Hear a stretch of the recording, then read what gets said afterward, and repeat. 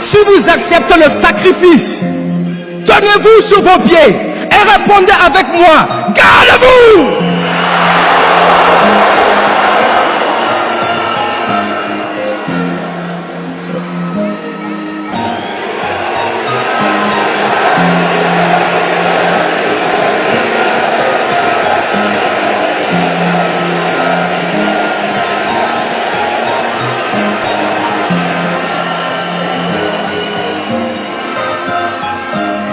Écoutez-moi, dans 50 ans, on sera en 2074.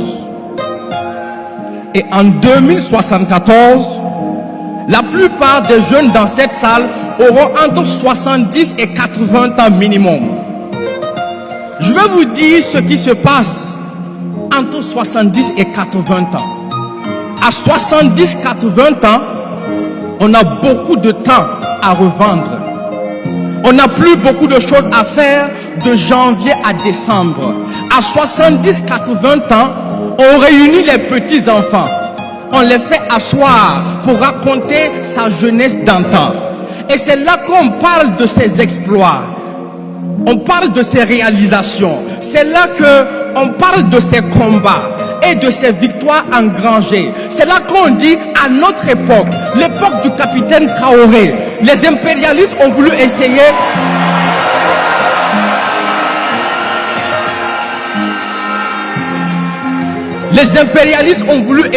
mais nous les avons empêchés. C'est là qu'on sort les cicatrices. On montre les preuves du combat. C'est là qu'on devient un héros karatéka devant un public d'enfants. Parce qu'à 70-80 ans, on a du temps à revendre. On devient un ancien combattant qui compte les mythes et les légendes.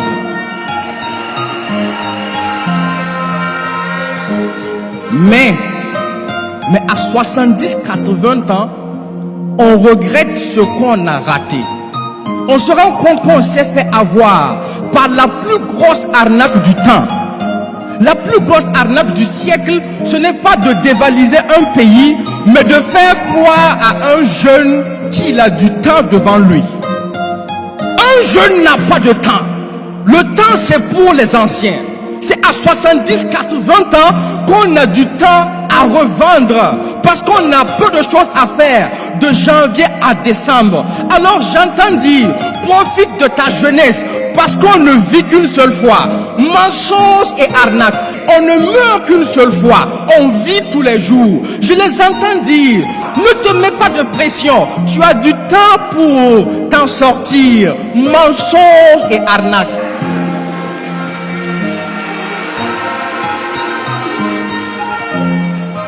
C'est comme ça qu'ils ont voulu combattre la jeunesse africaine.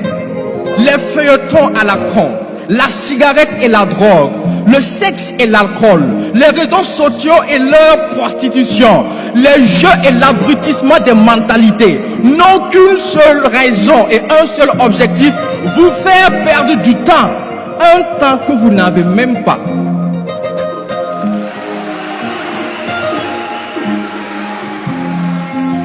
Parce qu'ils savent que l'Afrique est jeune et qu'un jeune est invincible. Mettez un jeune sous la pluie, dans la neige, il réussira quand même si vraiment il le décide. Malgré le virus qu'on a téléguidé en Afrique, les jeunes l'ont avalé et digéré. Et finalement, ce sont leurs propres vieillards qu'ils ont enterrés par milliers. Alors croyez-moi,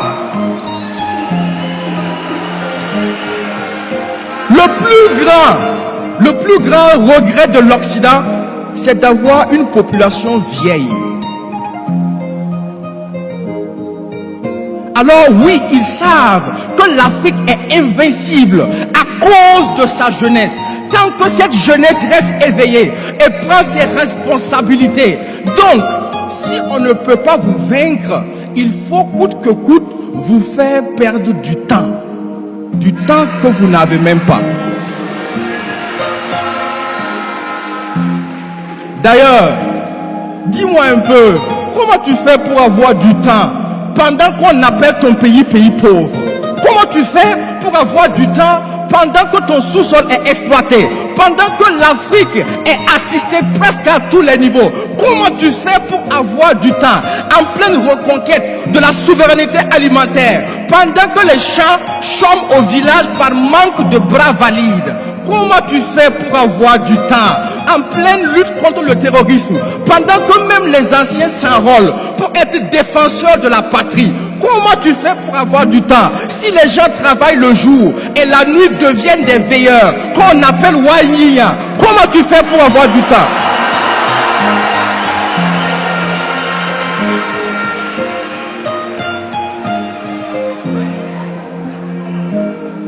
Comment tu fais pour avoir du temps en pleine refondation pendant que tu as made in China sur ton t-shirt et ton caleçon?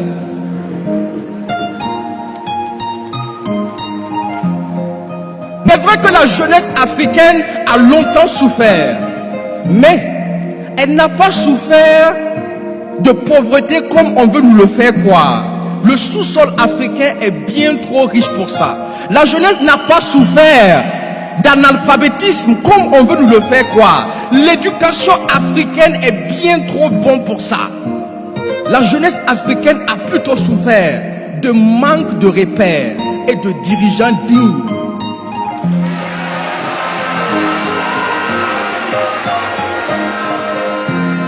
Jusqu'aujourd'hui, où cette jeunesse peut enfin se référer à vous, camarade président capitaine Ibrahim Traoré.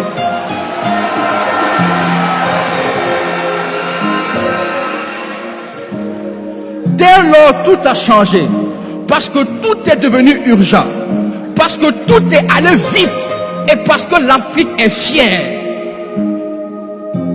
C'est pourquoi, si vous êtes le capitaine, d'ores et déjà, sachez que tous les jeunes dans cette salle, en tenue ou pas, sont désormais des soldats engagés au front pour la souveraineté de l'Afrique.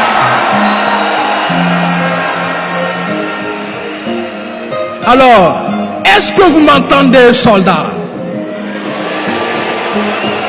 Est-ce que vous m'entendez, soldats? Si vous acceptez le sacrifice, tenez-vous sur vos pieds et répondez avec moi, gardez-vous!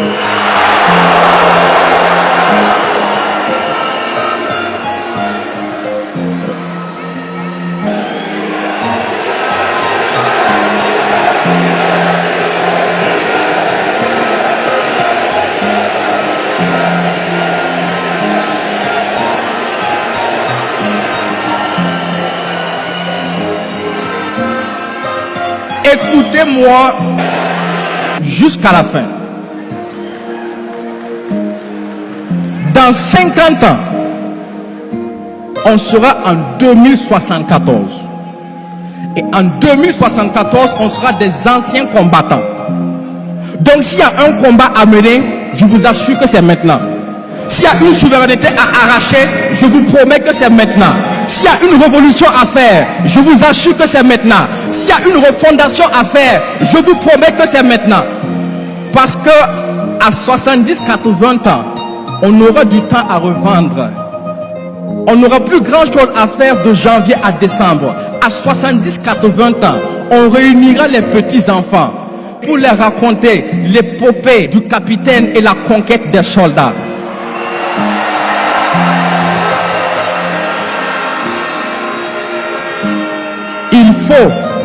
Il faut qu'il y ait de l'histoire et il faut qu'il y ait de l'action. Repos.